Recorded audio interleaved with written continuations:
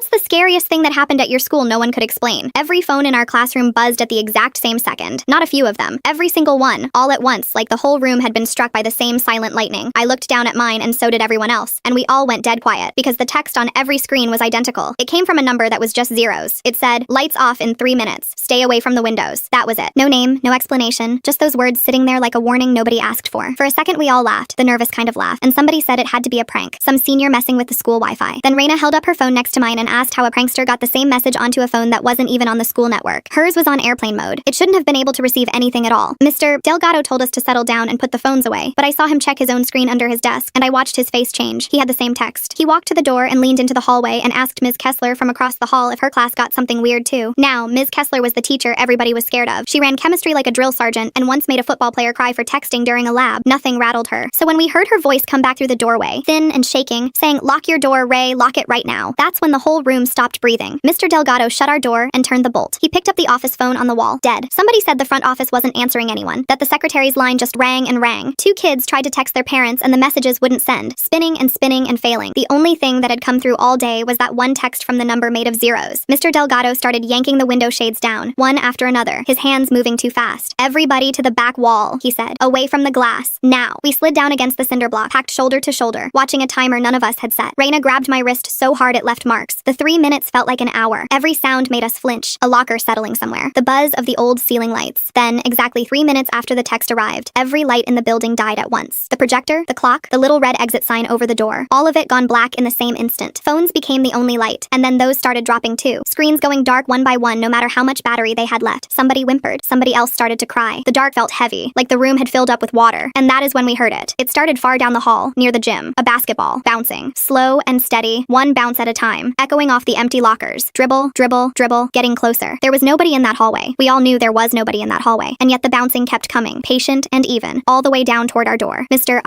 Delgado stepped in front of us with nothing in his hands but his own 2 fists. The bouncing stopped right outside. For 3 full seconds there was nothing, just 30 kids trying not to breathe. Then the ball slammed once against the bottom of our door, hard. And after that the bouncing started up again, moving away, back down the hall the way it came, until we couldn't hear it anymore. Nobody moved, nobody spoke. Then the lights snapped back on altogether, buzzing like nothing had happened, and the clock on the wall read the exact same time it had before the text came. Principal Aldridge's voice crackled over the speaker, and she sounded lost, like she had just woken up. "Teachers, please walk your students out to the field, right now." Out on the grass, everyone was pulling out their phones, comparing them, asking each other about the number made of zeros. But here is the thing. Not one of us could find it. The text was gone from every single phone, no thread, no history, like it had never been sent. And when they pulled the hallway cameras to see who had been dribbling a ball through the dark, every screen showed the same thing. Empty halls, lights on, not a single person, the whole time.